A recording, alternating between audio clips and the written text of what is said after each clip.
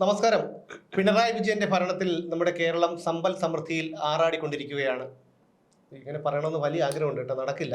പക്ഷേ സംസ്ഥാനം കടുത്ത സാമ്പത്തിക പ്രതിസന്ധിയിലാണ്, നമുക്ക് എല്ലാവർക്കും അറിയാവുന്ന കാര്യമാണ്. നവകേരളം എന്നാണ് പറയുന്നത്. നവകേരളം അതിനുമുമ്പ് കേരളീയമായിരുന്നു. ഇനിയിപ്പം നവകേരളം കെട്ടിപ്പടുക്കാനുള്ള ശ്രമത്തിലാണ്. അറിയില്ല, കെട്ടിപ്പടുത്തു, അവരുടെ രീതിയിൽ കെട്ടിപ്പടുത്തു.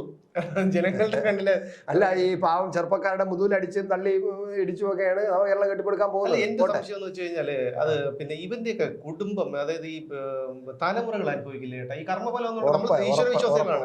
അപ്പൊ ഈശ്വര വിശ്വാസികളെയും കർമ്മഫലത്തിൽ വിശ്വസിക്കുന്ന ആൾക്കാരുമാണ്. അതിനിപ്പോ അവര് വിശ്വസിക്കുന്നില്ല ചുമ്മാ കാരണം, അല്ലെങ്കിൽ വാസവം പറയില്ലല്ലോ, പിന്നെ ഇതൊരു ദൈവത്തിന്റെ വരദാനം എന്ന് പറയില്ലല്ലോ. അപ്പൊ ഇവരെല്ലാം ഈ പറയും പോലെ അല്ല, ഇവരെല്ലാം വിശ്വസിക്കുന്നുണ്ട്, ഇവരെല്ലാം കർമ്മഫലത്തിൽ വിശ്വസിക്കുന്നുണ്ട്, ഇവരെല്ലാം അനുഭവിക്കുകയും ചെയ്യും, ഇവരുടെ തലമുറ അനുഭവിക്കും. അപ്പൊ നമ്മൾ പറഞ്ഞു വന്നത് മറ്റൊന്നുമല്ല, സംസ്ഥാനം കടുത്ത സാമ്പത്തിക പ്രതിസന്ധിയിലാണ്. അതായത് 1600 രൂപ വന്ധ്യ വയോധികർക്ക് പെൻഷൻ, ക്ഷേമ പെൻഷൻ കൊടുക്കാനുള്ള നിവൃത്തി പോലും നമ്മുടെ സർക്കാരിനില്ല. ഈ മറിയക്കുട്ടി എന്ന് പറയുന്ന ഒരു 19 വയസ്സായ ഒരു അമ്മുമ്മ, ഒരു വന്ധ്യ വയോധിക, അവര് കോടതിയെ സമീപിച്ചു. അവരെ പോലും അവഹേളിക്കുന്ന തരത്തിലാണ് സർക്കാരിന്റെ വക്കീലിന്റെ പെരുമാറ്റം. എത്രയോ പേര് അവർ പറഞ്ഞൊരു കാര്യമുണ്ട്, എനിക്ക് സാറേ, എനിക്ക് ക്രിസ്മസാ വരുന്നത്, എനിക്ക് പിന്നെ നല്ല പുഷ്ടിയുള്ള ആഹാരം കഴിക്കണം. അപ്പോൾ ആലോചിച്ച് നോക്കൂ, അവര് കഴിക്കുന്ന എന്താണ്? സാധാരണ റേഷനരി ഒക്കെ ആയിരിക്കും അവർ കഴിക്കുന്നത്. അവർക്കൊന്നും ഈ വലിയ മനുഷ്യരെല്ലാവരും ഭക്ഷണം, പല രീതിയിലുള്ള ഭക്ഷണം കഴിക്കാൻ ആഗ്രഹിക്കുന്നവരാണല്ലോ. അപ്പൊ നിവൃത്തിയില്ലാത്തവർ എന്ത് ചെയ്യും? അത്രയ്ക്ക് ദയനീയമായി ഒരു വന്ധ്യ വയോധിക, അമ്മയുടെയും അമ്മുമ്മയുടെയും പ്രായമുള്ള ഒരു വന്ധ്യ വയോധിക കേണു പറയുമ്പോൾ ഇവിടെ ഇതാ മറ്റൊരു തെമ്മാടിത്തരത്തിന് അല്ല ഈ ദിവസവും ഒരു എന്താ പറയാ, പൗരപ്രമുഖരെ കാണുന്ന ഒരു ചടങ്ങുണ്ട്. അവിടെ വിഭവസമൃദ്ധമായ ആഹാരങ്ങളൊക്കെ വിളമ്പി വളരെ സുഖമായിട്ട് കാര്യങ്ങൾ നടക്കുകയാണ് ഇപ്പോഴും, എല്ലാ ദിവസങ്ങളിലും. ഈ പറയുന്ന ഈ രാജകീയ യാത്രയിൽ എല്ലായിടത്തും കശുവണ്ടി കൊണ്ട് കഞ്ഞി, അതൊരു അണ്ടി കൊണ്ട് പിണറായി വരച്ചേക്കുന്നു. ഇതൊന്നും ആരും 2 ലക്ഷം രൂപ അണ്ടി കൊണ്ട് പിണറായി. അല്ല, അതാണ് അത് നമ്മൾ പറഞ്ഞില്ലേ, തലയ്ക്ക് വെളിവില്ല. അല്ല, ഇവിടെ ഇത്രയും ആൾക്കാർ ദുരിതം അനുഭവിക്കുമ്പോൾ നമ്മൾ സ്കൂളുകളിൽ ഉച്ചക്കഞ്ഞി കൊടുക്കാനുള്ള അരി എത്തിക്കാൻ പാടില്ല. കാരണം മാവേലി സ്റ്റോറിൽ നിന്ന് അരി വാങ്ങിച്ചതിന്റെ പൈസ 2000 കോടി രൂപയോ 200 കോടി, എത്ര കണക്കുണ്ട്, ഞാൻ ഇപ്പം മറന്നുപോയി, കോടി രൂപ പിന്നെ സിവിൽ സപ്ലൈസിന് കൊടുക്കാനുണ്ട്, മാവേലി സ്റ്റോറിന് കൊടുക്കാനുണ്ട്. അതുകൊണ്ട് ഇല്ല. ഈ വിദ്യാഭ്യാസ വകുപ്പ് മന്ത്രി തന്നെ പിന്നെ മന്ത്രിസഭയിൽ വെച്ച് പറഞ്ഞു, ഞങ്ങൾക്ക് പൈസ തരണം, സ്കൂളിൽ കഞ്ഞി നടത്താൻ പാടില്ല, ഒന്നുമില്ല, ഇത് ഇങ്ങനെ മുന്നോട്ട് പോകാൻ പറ്റില്ല എന്ന് ഈ പിണറായി വിജയൻ മുമ്പ് വെച്ച് പറഞ്ഞു. മറ്റേ അദ്ദേഹവും പറഞ്ഞ സിവിൽ സപ്ലൈസ് മന്ത്രിയും പറഞ്ഞു. സിവിൽ സപ്ലൈസ് മന്ത്രി പറഞ്ഞത് ഇതിനെ മുന്നോട്ട് കൊണ്ടുപോകാൻ പാടില്ല, പിന്നെ റേഷൻ കടകൾ അടച്ചുപൂട്ടേണ്ട അവസ്ഥ വരും, സിവിൽ സപ്ലൈസ് എല്ലാം അടച്ചുപൂട്ടേണ്ട അവസ്ഥ വരും, അതുകൊണ്ട് ഞങ്ങൾക്ക് തരാനുള്ള പൈസ തരാനുള്ള പൈസ. തൃശ്ശൂര് പിന്നെ ക്രിസ്മസ് ചന്ത തുടങ്ങിയിട്ട് ആൾക്കാർ ഇത്രയും വിളിച്ചോണ്ടല്ലേ പോയത്. അത് പറഞ്ഞു വന്നത് മറ്റൊരു കാര്യമാണ്, നമ്മുടെ മറ്റൊരു തെമ്മാടിത്തരത്തിന് വഴിയൊരുങ്ങുകയാണ്. അതായത് നമ്മുടെ മന്ത്രിമാരുടെ പേഴ്സണൽ സ്റ്റാഫുകൾ, ഈ സ്റ്റാഫുകൾക്ക് ഇപ്പൊ 2 വർഷവും 1 ദിവസവും തികഞ്ഞു കഴിഞ്ഞാൽ അവർ അടുത്ത ബാച്ചിനെ കയറ്റും. കാരണം ആജീവനാന്തം ഇവനൊക്കെ ചാകുന്നത് വരെ ഇവനൊക്കെ പെൻഷൻ കിട്ടും. ഈ പെൻഷൻ എവിടുന്നാണ്? എന്നെയും നിങ്ങളെയും പോലെയുള്ള സാധാരണക്കാർ പൊരിവെയിലത്തും പെരുമഴയത്തും ചെന്ന് ഉണ്ടാക്കിക്കൊണ്ടുവരുന്ന പൈസ എന്ന് പലവിധ നികുതികളായും പിഴകളായും പിടിച്ചു പറിക്കുന്നത്. വണ്ടി എടുത്തുകൊണ്ട് റോഡിൽ ഇറങ്ങി കഴിഞ്ഞാൽ അതിൽ നിന്ന് പിടിച്ചു പറിക്കുന്നത്. അതൊക്കെയാണ് ഇവനൊക്കെ എടുത്ത് അണ്ണാക്കിലേക്ക് തള്ളി കൊടുക്കുന്നത്. കാരണം ഇനി 500 ചില്ലുവാനം എന്തോ പേഴ്സണൽ സ്റ്റാഫുകൾ നമ്മുടെ എല്ലാവരുടെയും മന്ത്രിമാരുടെയും മുഖ്യമന്ത്രി അടക്കമുള്ള മന്ത്രിമാരുടെ ഇതിനകത്തുണ്ട്. അപ്പോൾ ഇനി ഈ ബാച്ച് മാറുന്നു, വീണ്ടും അടുത്ത ആൾക്കാർ. എന്തൊരു തെമ്മാടിത്തരം! അതുകൊണ്ടാണ് ഞാൻ തെമ്മാടിത്തരം എന്നതിന് വിശ്വാസം. അതിന്റെ എല്ലാം ബാധ്യത ചുമക്കേണ്ടത് ഈ സാധാരണ ജനങ്ങളാണ്. കാരണം കേരളത്തിലെ ജനങ്ങളാണ്. കാരണം അവര് പിന്നെ ഇവർക്കെല്ലാം പെൻഷൻ കൊടുക്കണമെങ്കിൽ കാശ് കൊടുക്കണമല്ലോ, ഖജനാവിന് കാശില്ല.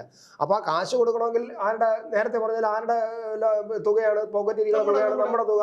ഇപ്പൊ ആ സാധാരണക്കാരനെ കൊണ്ട് മദ്യം കുടിപ്പിച്ചിട്ട് ആ മദ്യത്തിൽ നിന്ന് ഉണ്ടാക്കുന്ന പൈസ, പാവപ്പെട്ടവന് നിനക്ക് കൂടുതൽ തരാം എന്ന് പറഞ്ഞുകൊണ്ട് ഈ ലോട്ടറി ഇങ്ങനെ പ്രചരണം നടത്തി ലോട്ടറി ഇടിപ്പിച്ചിട്ട് അതിൽ നിന്ന് കിട്ടുന്ന കാശ്, ഇതെല്ലാം കൊണ്ടുകിട്ട് ചെയ്യുന്നത് നല്ല ഒരു ടീമിനെ വളർത്തിയെടുക്കുക, ഒരു ആശ്രിത ടീമിനെ വളർത്തിയെടുക്കുക എന്നുള്ളതാണ്. CPM-നെ സംബന്ധിച്ചിടത്തോളം എന്തുകൊണ്ടാണ് ഇങ്ങനെ ചെയ്യുന്നത് പറഞ്ഞാല്, പണികളില്ല അവർക്ക്. അണികൾ എന്ന് പറയുന്നത് മാത്രമല്ല, ഇവർക്ക് അണികളുമില്ല. അണികൾ എന്ന് പറഞ്ഞാൽ എന്താണ് അർത്ഥം? ഒരു ആശയത്തിൽ അധിഷ്ഠിതമായ ഒരു തത്വശാസ്ത്രത്തിൽ വിശ്വസിച്ച് ആ പാർട്ടിയോട് പിന്നിൽ അണിനിരക്കുന്നവരാണ് അണികൾ എന്ന് പറയുന്നത്. ഇപ്പോൾ അണികളില്ല, കാരണം ആ തത്വശാസ്ത്രത്തിൽ അവർക്ക് വിശ്വാസമില്ല. ആ തത്വശാസ്ത്രത്തിന് സംസ്ഥാന സെക്രട്ടറി തന്നെ തള്ളി പറഞ്ഞു, ഈ പൗരത്യാത്മക ഭൗതികവാദം ഇനി ഇവിടെ നടപ്പിലാക്കാൻ ഒക്കില്ല പറഞ്ഞു കഴിഞ്ഞു. അപ്പൊ ഇനി ആ ആശയത്തിനനുസരിച്ചാലും അണികൾ അവിടെ വരില്ല. പിന്നെ കുറെ ആശ്രിതരെ വേണം. ആശ്രിതരെ ഇതുപോലെ 2 വർഷം കൊടുക്കുക, പിന്നെ പേഴ്സണൽ സ്റ്റാഫിന് കൊടുക്കുക, അവരൊക്കെ ശമ്പളം കൊടുക്കുക. അപ്പോൾ ആ കുടുംബം സന്തോഷിക്കും, കാരണം ഉള്ള കാലം പെൻഷൻ കിട്ടും. പിന്നെ പിൻവാതിലൂടെ നിയമിക്കുക.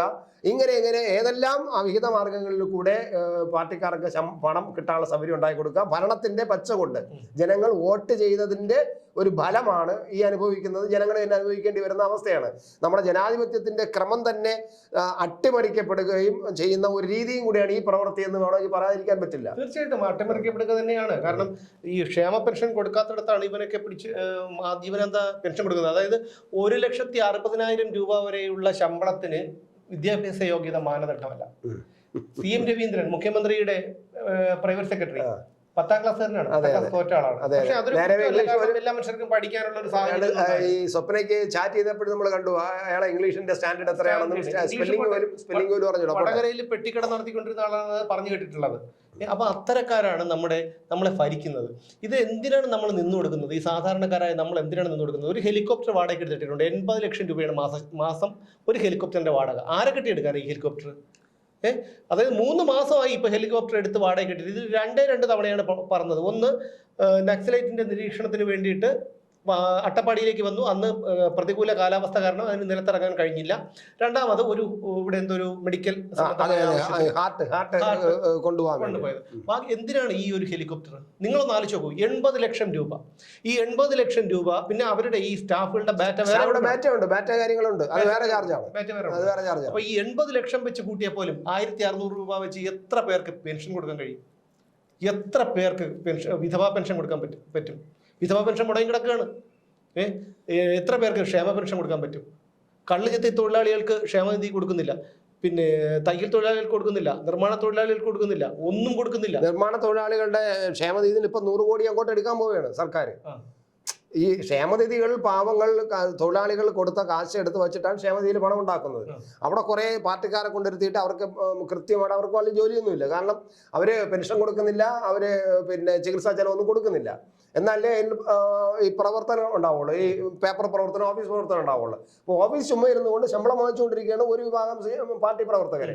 അതോടൊപ്പം ഈ തൊഴിലാളികൾക്ക് കിട്ടേണ്ട പൈസ 60 വയസ്സ് കഴിഞ്ഞാൽ പെൻഷൻ കൊടുക്കും, അപകടം പറ്റി കഴിഞ്ഞാൽ നിങ്ങൾക്ക് ഇൻഷുറൻസ് തരും എന്നൊക്കെ പറഞ്ഞാണ് ഈ പെൻഷൻ ക്ഷേമനിധി നടന്നത്. പക്ഷേ ഈ പൈസ മുഴുവൻ അവരങ്ങോട്ട് സർക്കാർ കള്ളുചെത്തി ക്ഷേമനിധി ബോർഡിൽ നിന്ന് 500 കോടി കടം കൊടുത്തു.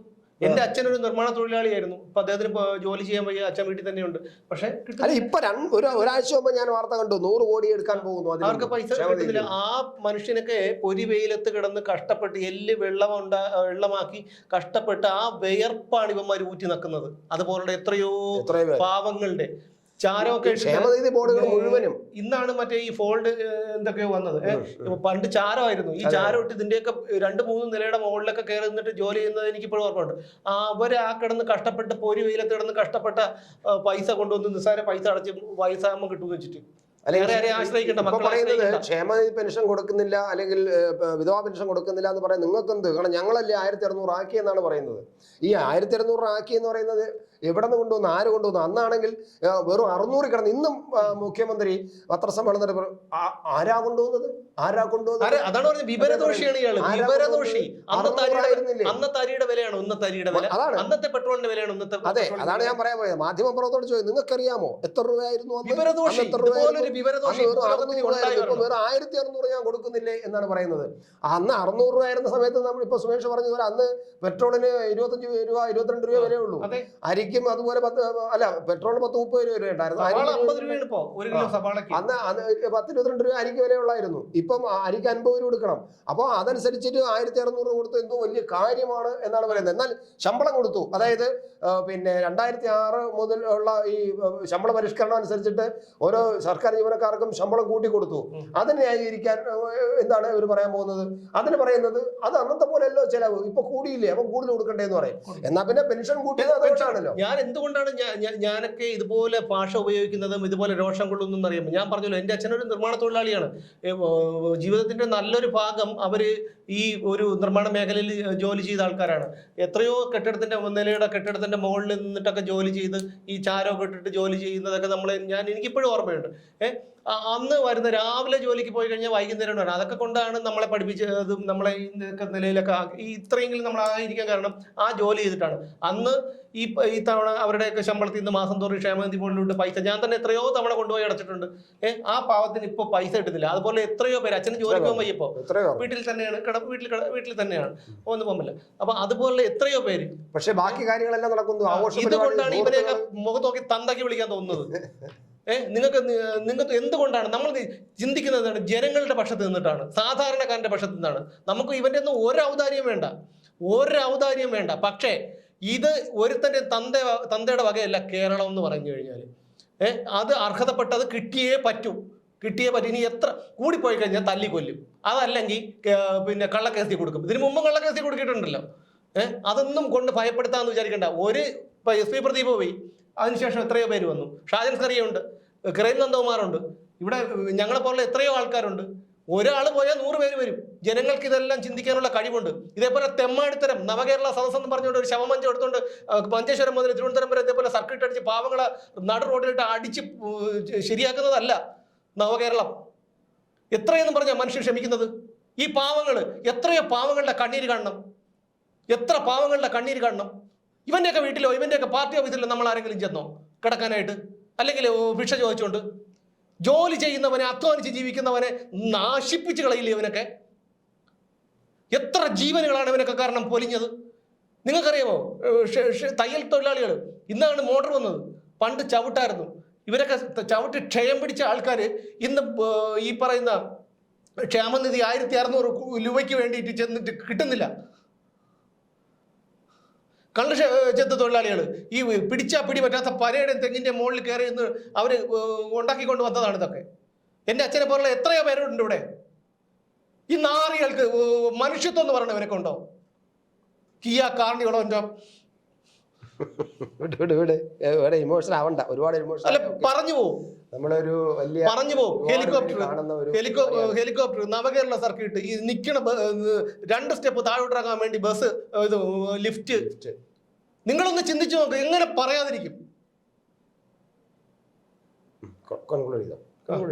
എന്തായാലും കൂടുതൽ സംസാരിക്കുന്നില്ല. നിങ്ങൾക്ക് എല്ലാവർക്കും അത് നിങ്ങൾ ചിന്തിക്കുക, നിങ്ങൾ തന്നെ ചിന്തിക്കുക. ഇതുപോലുള്ള ധൂർത്തന്മാരെ വെച്ച് പൊറപ്പിക്കണം എന്നുള്ള കാര്യം നിങ്ങൾ തന്നെ ചിന്തിക്കുക. ഒരാളെ ഇല്ലാതാക്കിയതുകൊണ്ട് ഒന്നും സംഭവിക്കാനൊന്നും പോകുന്നില്ല. ഇവിടെ 3.5 കോടി ജനങ്ങളുണ്ട്. അതിൽ ആരെങ്കിലുമൊക്കെ ഉയർത്തെഴുന്നേറ്റ് വന്നോളും. എന്തായാലും മറ്റൊരു വിഷയവുമായി നമുക്ക് ഇനിയും കാണാം.